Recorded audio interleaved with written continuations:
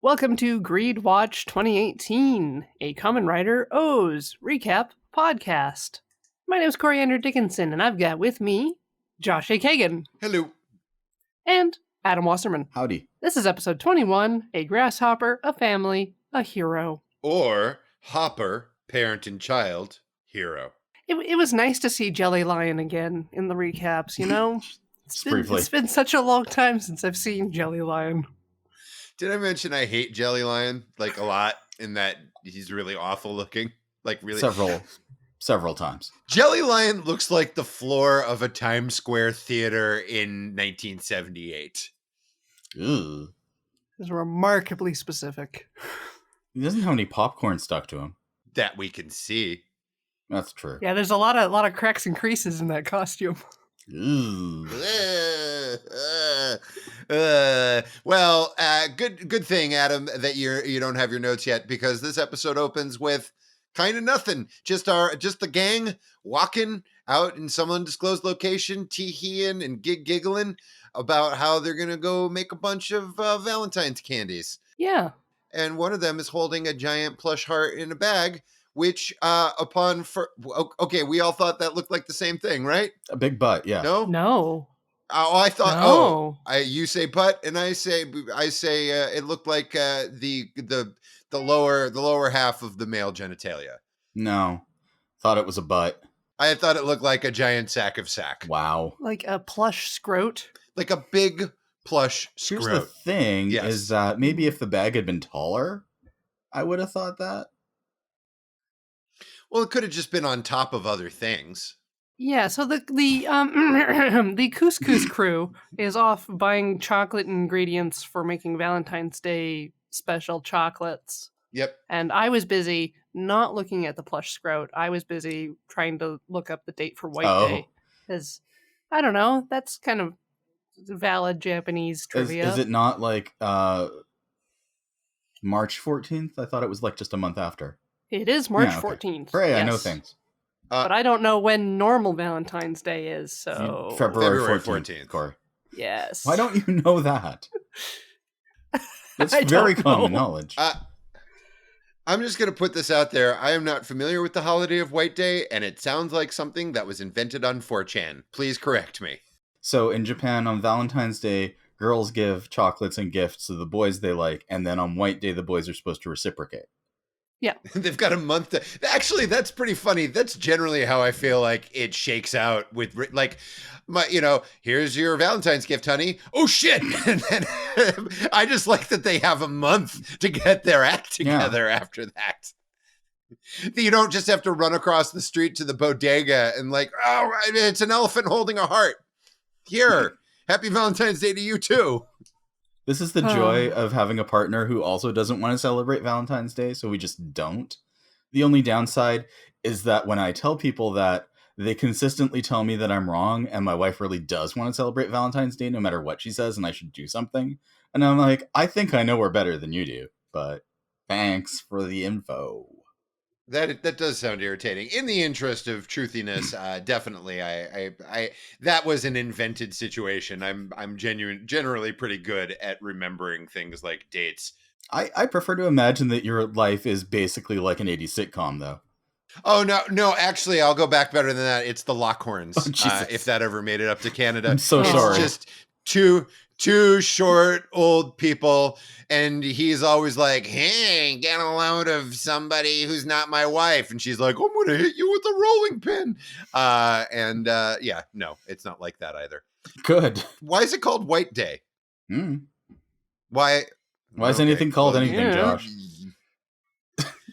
Well, I mean, in the case of Valentine's Day, it was because St. Valentine something snakes, or was that St. Patrick? Who had the snake? Yeah, that's St. Patrick. Patrick. Yeah. Valentine's the one that they beat up because he was like too popular. I thought he was the one who lined up all the gangsters against a wall and shot them. So Before we move on from the first second of the episode, I would just like to say that everybody is in a real tee-hee giggles mood after the end of last week's episode, which was kind of a massive mindfuck, and Ankh definitely seemed to go through almost a giant transformation and then didn't. And there were just monsters and explosions and stuff. And now everybody's just like, giggle, giggle, let's go get sweets. It's that weird hard reset that you get at the beginning of any new block of 2 on the show. Sure. That's just like, why aren't people just laying down and only eating soft foods? Everything is so fucked around everybody. But there's no time for that because they see a little boy and a grown-ass man having an argument about Litrin. Neither the kid nor the adult in the scene are behaving well. I mean, the kid's got good intentions. He's like, hey, you recycle your can. And the adult's like, you're a kid, you can't tell me what to do. And then the kid is like, I'm going to kick you in the shins, which is not great. Like, he shouldn't be doing that. But then the adult just, like, literally shoves him to the ground, which is not an appropriate response to, like, a 7-year-old child kicking you in the shins. Yes, as usual, this is the land of no good conflict resolution skills. Mm-hmm. It's more just like, hey, that kid kicked me. Guess I better shove him in the face. Goto snaps out of being a whipped kitten, this new weird whipped kitten version of Goto that we've had for the last few episodes. And like, it runs down there and is very rightfully like, hey, you probably shouldn't shove kids in the face. That's not great. And then Eiji comes in and is like, and also here's your can, sir. And littering businessman then walks to episode city limits, never to be seen again. Yep. You know what? Who knows if he recycled that can? Maybe We'll he just never tossed know. it away where nobody else was gonna like hassle him. And went home to nurse his shin. Or maybe he kept it. Maybe he kept it in a place of honor as a reminder of when his eyes were opened to like the evil in his heart, and when he either decided to embrace it or make a change. Who knows? Or as the day that he just shoved a kid in the face. And he's just gonna look at that can and just like, man, and then that kid fell on his can because they shoved him in the face. I'm a hero.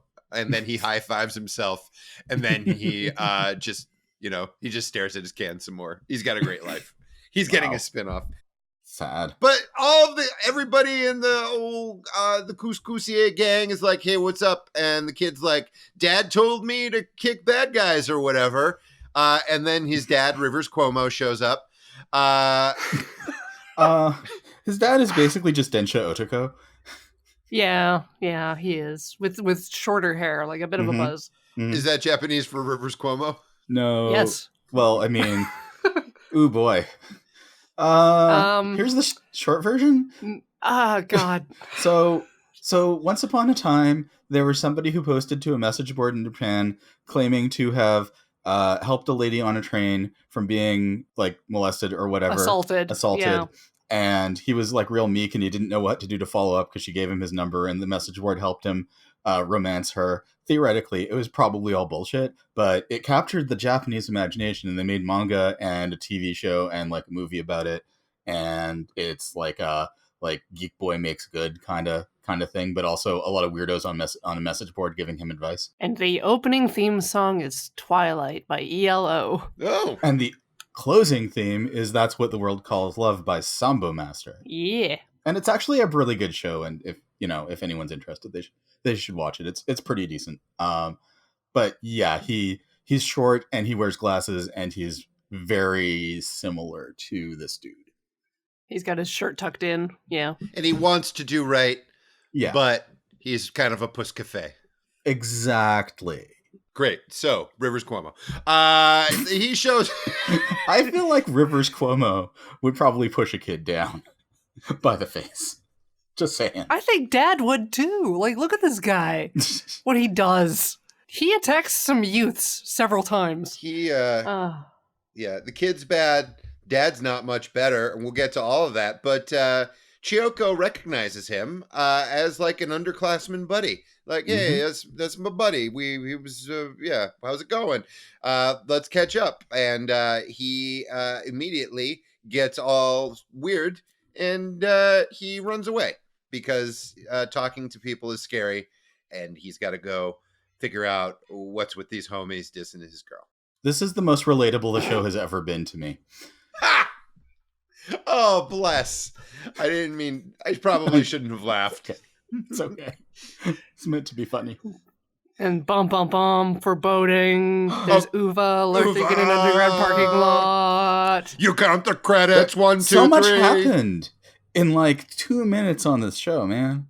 So much happened. I have so many notes for like that part. Well, we're through it. We're through it now. We did it. Now we're chopping into some chocolate. And using the Candroid as a fan, because, like, it's a fan. Why wouldn't you? Yeah. But why wouldn't you call it a Fandroid? Ooh.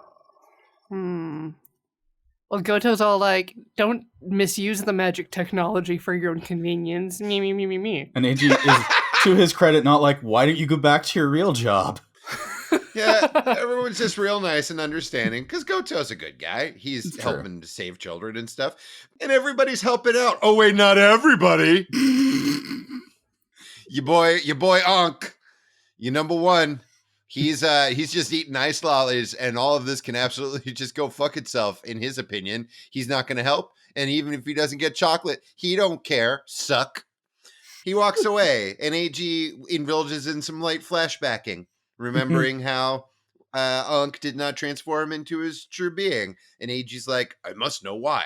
I would also like to know why. Yeah, so he drags Ankh off to go have a private conversation in the form of, hey, we're doing some more shopping for supplies. That happens in a minute. Yep. But first we need a little after school special. A little something to just, to tug at your heartstrings. A little father and child reunion. It's the boy and the dad. They're chatting about how you probably shouldn't kick people in the shins. And then the boy says, yeah, but when are you coming home, Dad? Good question. I don't know when. And then the sad Hulk music starts playing, and we flash back to Dad standing in front of the results board at his exams, and it's raining, and everyone else has umbrellas, but he does not. And oh no, he's failed again. This is... as always. Oh my god. Like this frickin' trope. I never understand this trope, because he fails, and then he goes home, and he's like, I have to leave. I cannot... I guess study with you guys around or something. He's got a wife and kid. And he's like, no, I can't come back. I have to go. And I see, like, this happens so much in, like, Japanese media where the person is just like, no, I can't come back until I've succeeded. And everybody's like, no, it's fine. And they're like, no, you can't. And his wife doesn't even, like, he closes the door and she doesn't even, like, open it and be like, dumbass, come back. She's like, well, I guess this is happening. I'd like to imagine that because he's failed the bar over and over and over again, it sounds like that this is the conversation they have every time. Like, he basically he has disappeared. He comes home to just say, hey, I failed again. And so I also cannot keep coming home. And like 3 days later, he comes back unshaven, unshowered, and he's like, I can't make it on my own. Please take me back. It's like, I ran out of peanut butter jelly sandwiches that were packed into my briefcase when I ran away from home. Yeah. He snaps out of the flashback, and the boy is just like, well, hey, guess what? You suck. Don't come home. And then he kicks him in the shin. He only knows one move, that kid. It's a good one. I kicked my dad in the shins once. Once, and only once. Sorry, I just saw Johnny Dangerously for the first time in a while this week, so I've been looking for an opportunity to go once. Okay. Hey, what's your favorite movie about a guy and a girl who form a heart-melting folk duo? Once! Okay, now I'm done. Anyways, now... Done. I did not know where that was going. I only make jokes about that movie once. Never mind. Jesus Christ, Josh. I'm so sorry. You know, the movie was called Once, Josh. How many times? No, stop. When you sign the check, whose name is on the check? What? What's going on? Who's on first? Anyway. Well, I'm done. So now we're back to the Couscousier confectionery, and now Chiyoko holds up a tiny bag of cocaine or whatever, and it's just like, we're all out of ingredient. And now AG is like, me and Uncle go, come on. And he grabs Unc by the ear. Wait. You forgot something. You forgot that Uva showed up. Oh, Uva stuck a medal in the man. He showed up. He was dropping frames like crazy, like his connection was real bad. And then he made a yummy. he sure did.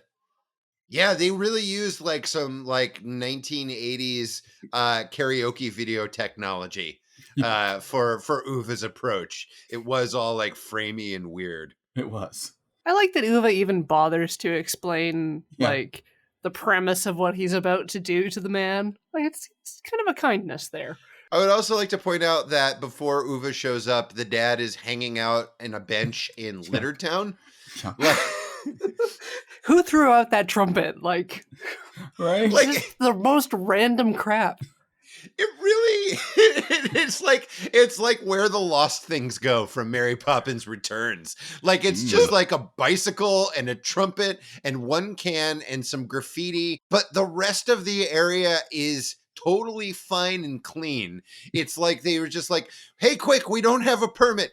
And litter. And they just dumped like 5 litters on the thing. And they were like, all right, do your scene real quick. Does anybody have any more litter? I've got a trumpet. Good enough.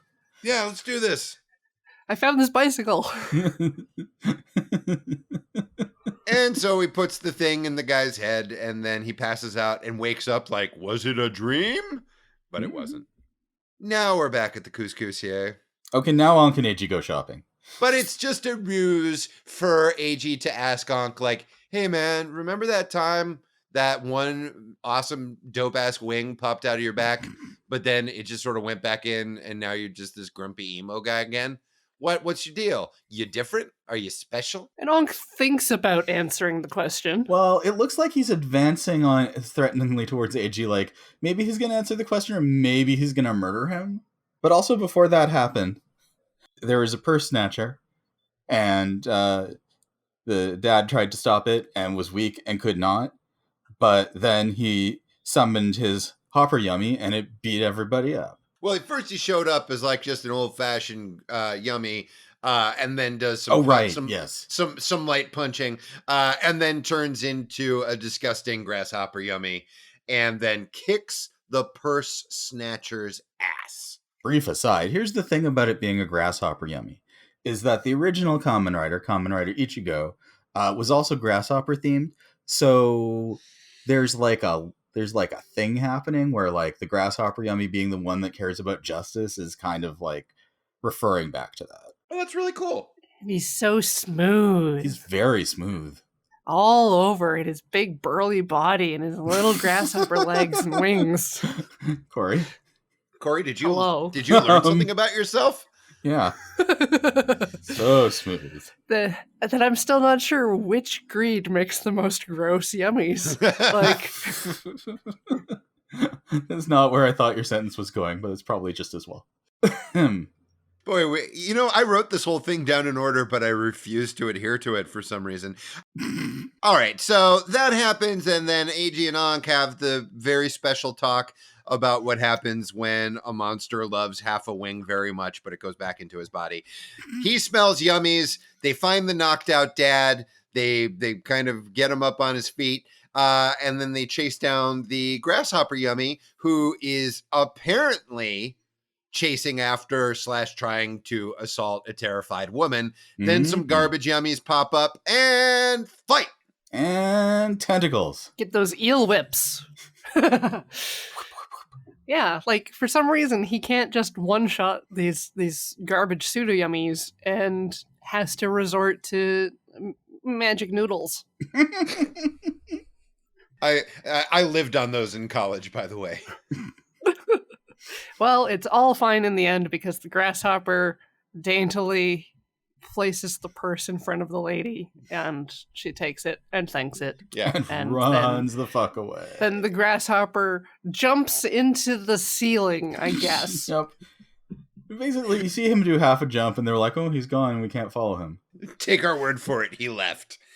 Back at the Couscousier, Chiyoko patches up the dad and is like, what are you up to? And he's like, I work with the law, sort of.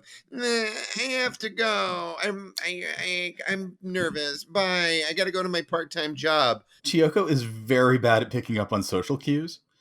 She's Like, he's like, I kind of work with the law a little bit. She's like, oh, you're a lawyer. That's amazing. And he's like, that is not what I said.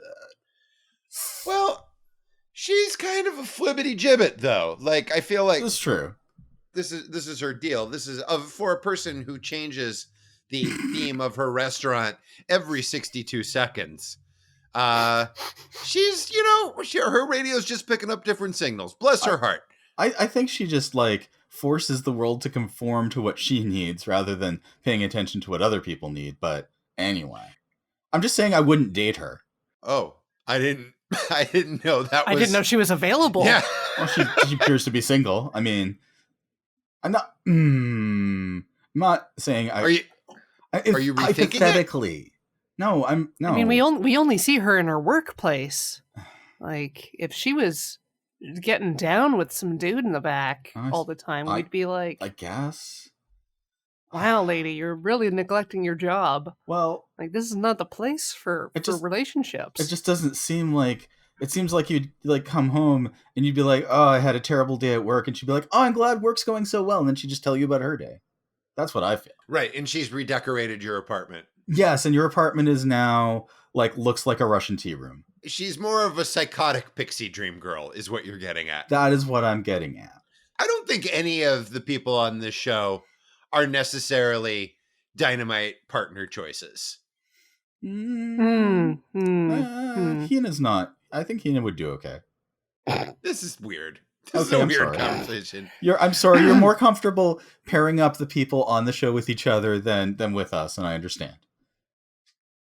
Yeah, exactly. And OTP, Onk and AG are in the kitchen spying on, I guess, whatever is happening outside. Yep. And AG's all like, "Hey, could someone really, really want justice and to follow the law?" And Onk's like, "What sort of idiot?" And AG's like, "Eh? Huh? Mm-hmm. Yeah. Me?" Listen, I'm greedy for justice, okay? That sounds like a bumper sticker your aunt would have. Right. I'm horny for chocolate and greedy for justice. Honk if you like hugs. I don't know if he's talking about himself. I thought he was talking about more like, hey, could a yummy do good things and like be greedy for justice? And Honk's like, no, stupid, unless yes. And we throw to the dad, who is now just walking around town, who left Litter Town to go walk around Petty Crime Junction. Yeah. I mean, like the first thing with the dude like grabbing the lady's phone, that's gross. Like that to me is like, yes, do something about that. But what about skateboarders in public? Yes, and also a guy who doesn't pay attention and bumps into old ladies accident and doesn't say sorry. Like it's like the crimes get like they're on a downward trend, right? Like there's the first one that's bad, and then the other two are just sort of like, eh. Adam, as a Canadian man, when that guy bumped into a woman and didn't say sorry, was that like your equivalent of watching a Saw movie? No. Oh, that would be watching a Saw movie, Josh. Fair enough. It'd be like I don't know. It'd be like the equivalent of if like you were in, I don't know, like Trader Joe's and somebody didn't let out a loud belch after eating their Trader Joe's food. I don't know what people in the US do. I'm sorry. I don't know what stupid shit you guys do. Out of all of the things to make fun of Americans, that's all you got? It's the best I could do. Oh, I'm sorry. It's like if you had an election and you didn't elect the worst possible person. Okay. Oh. Okay. Is that what you want to hear? You how's literally didn't like elect a walking pile of trash. How's your handsome racist prime minister doing? Not great. Not so. He's doing great. Well. There's an election coming up. But I'm not sure if you were aware. He's definitely prettier than your president, so we've got that going on. Oh, okay. Well, we win. And like they're both terrible, but ours is like less disgusting to look at. Great. By the way, a little more subtle in his racism. I don't know.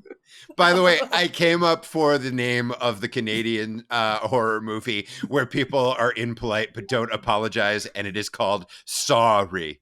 Anyway. Oh. Anyway, the dad's like, look at all. The dad's like, look at all this crime. And the hopper kind of stands up behind him and is like, don't worry, my dude. I got this. I'm going to take care of all the crimes. Yeah, he's basically just a stand now.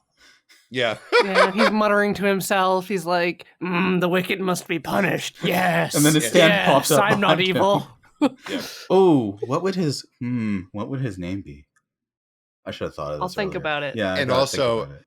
Jumpin' Jack Flash. Boom. Yes. Well done. Well done. Nailed it. Good job. Meanwhile, at the Kugami Institute. Finally, Date and Kogami are in the same room together. It's what I've always wanted. It's my dream come true. And Satonaka's wearing glasses, and it's the best day ever for me. Satonaka's doing cell metal math to count up how much Date has earned, and Kogami's prepared a cake to welcome birth. Sorry it's taken him a while to build this cake. Cake Watch 17. Oh, yeah. So Date just, I guess, lays into the cake with a fork while celebrating his pile of money that he's He's collected. like, all right, guess I I'll love just him. eat this cake. He's just like fucking Daffy Duck. He's just like, I just want all the money. Yeah, like he's so great. He's so dumb and handsome and greedy, and is just wants 100 million yen. Does not care about making the world a better place. Doesn't care about anything. Men who talk to puppets, people who give him cake, being a robot, whatever the fuck. It's all gravy. He just has his eyes on the prize. It's so I good. love him. And they execute the most awkward maneuver I've ever seen. Because Kogami's all like, I did a good job here making a thing about cell metals when we've got O's and birth and yes. And Date's like, yes, I'm going to get my 1 million. And he holds up his finger while he's got his fork in his hand. And Kogami reaches out and grabs his finger and raises it up. And Date's sitting on his milk jug. Like, he's got a cake in one hand. His finger with his fork is being grabbed and moved. And he's just, like, barely balancing. It's beautiful. I'm just real glad he didn't fart. Oh, no, this isn't a Canadian thing at all, is it? Oh, The old point. Oh, the pull finger? Yeah. I'm aware Okay. of it. Oh, yeah. Yes, Josh, we all read Oscar Wilde. We're familiar with this maneuver. That's an Oscar Wilde? He, Really? yeah. Oh, yeah, the importance of being earnest. I feel like Clearly, that's a lot. sure. Yeah. Mhm.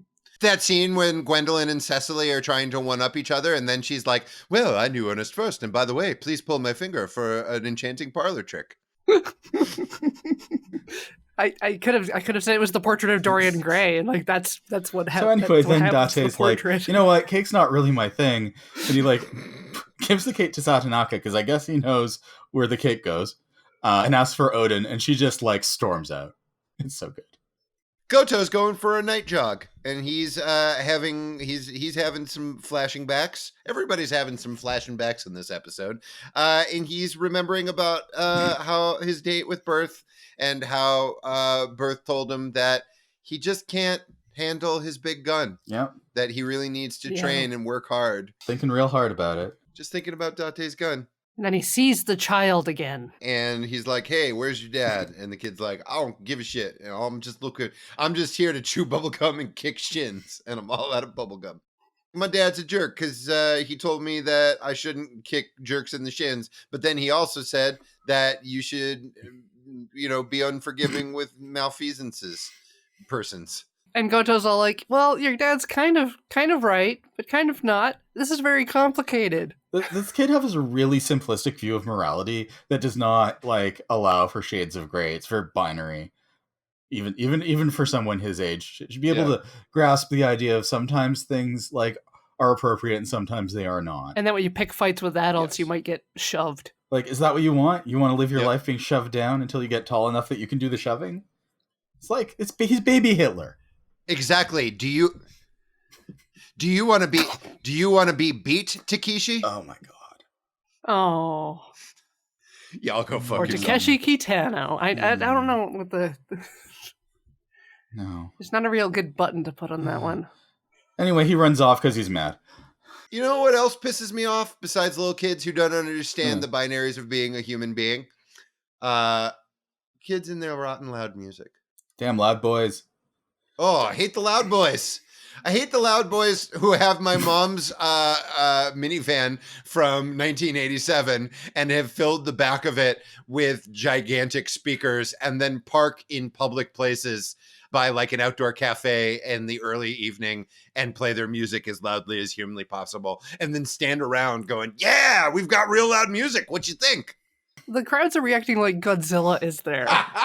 It's just like, what is happening? Loud noises. Well, I take back my earlier statement. I think this is the most relatable the show has ever been. Because I fucking hate people's loud music so much. My neighbors are like playing loud music late at night, and all I can feel is the bass, and it's just very upsetting. Is it bad music on top of that? I can't tell. I can't hear it. It's just like it's just like bass. Because you're just like random bass. Ugh. You're all about that bass. Oh, no trouble. Oh, it's troubling me. Well, Crime Dad's there to put a stop to this. And what he does is he puts up his little wussy hands and is like, hey, please stop with the loud music. And they're like, hey, guess what? We're going to enjoy punching you in the face. He's like, never mind. Never mind. But then... then he's like, I give up. Abort. And then Doc Hopper shows up. He wants Kermit's legs and to beat up noisy kids. And so he absolutely wipes the floor with these kids. And then AG and Ankh show up and they get into it. Although Ankh is like running low on core medals. Yeah, hey, you got any leg medals? He's like, no, here, just put a penny in it. I don't know. Like, it's just like, got any elephant? No elephant today. Yeah. Well, do you have any medals at all? And shut that bloody Bazooki player up. The cat's eating it. Yeah.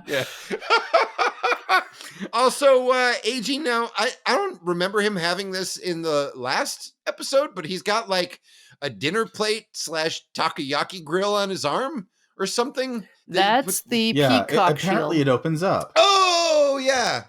Turns out. Okay, now Turns out it opens up and has like a bunch of slots. Who knew? Yep. They fight. And then two of the escaping Loud Boys on their motor jerk cycles almost run over the little boy. Yeah, they go down Coincidence Road. On their scooters. Where a small child is crossing without looking. Goto almost saves the little boy, but then Mr. Hopper, Doc Hopper show up. Doc Hopper, he takes care of all of it. And now the boy and Goto are safe. And then Birth shows up. It's like, hey, that's pretty slick. How would you like some punch in the face? I can do it 9 times. And then he transforms and everybody's fighting. Yeah, he's kicking ass. And then Uva, like, just jumps him from nowhere. After the venue changed to parking garage, which is, in my personal opinion, the best place to have a fight. I like seeing fights in parking garages. It's just a thing I like. Oh, I thought this was like your personal preference, like on the weekends when you and your gang of toughs go walk around Canada town just looking for a fight. Yeah, we always go to the parking garage because that's where all the good fights are. It's good to know. So AG's done some mental calculations here, and with the peacock plate being full of cell medals, he's all like, what if I put core medals in here instead? Also, Date whines about Uva showing up and fighting him because he's like, hey, I'm not good against you guys. And I'm like, he's probably a lot of fun to Pokemon battle with too. He's like, hey, that's not fair. You're using fire against my grass type. I'm not good against those. It's like, Jesus. I don't know, you see how many times he had to do somersaults to just like avoid getting smashed? It's true, but I mean, it's ridiculous to expect that Uva's not going to take advantage of that.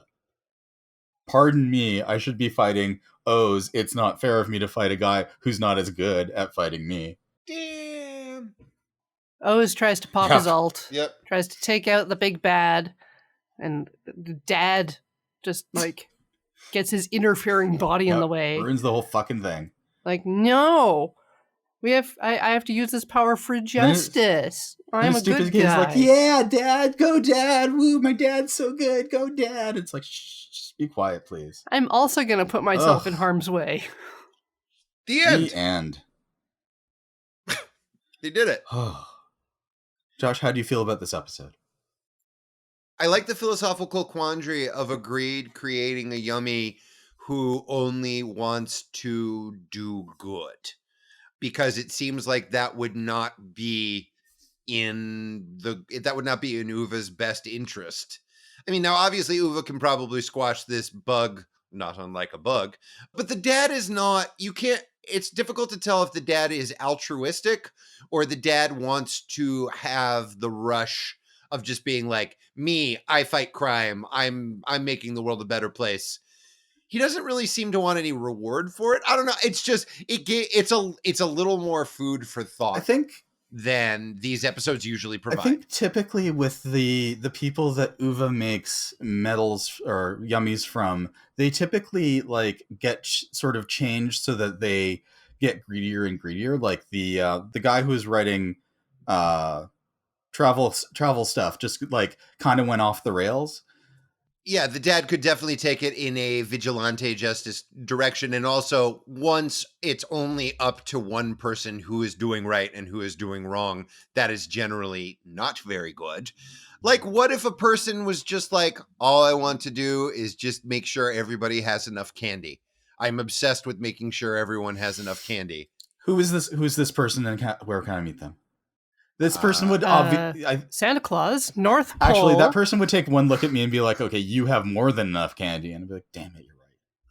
No, that person would be cool with it because that's like Candy Guy. And he'd be like, you know what, my man, you can always use a little more. Especially because you have a drawer full of candy from like 1902. I literally have a drawer full of candy at work, and I showed it to one of my coworkers, and she was so like overwhelmed she had to walk away. Sorry, ladies, he's taken. It's true. So I think it's really interesting. I'm excited to see if the dad like goes on some mad authoritarian streak in the next episode. And I don't know.